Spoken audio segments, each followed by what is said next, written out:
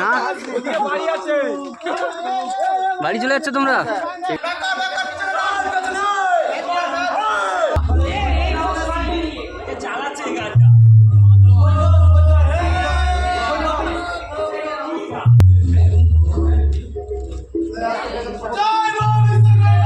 বিশ্বকর্মার মতো লাগছে তো।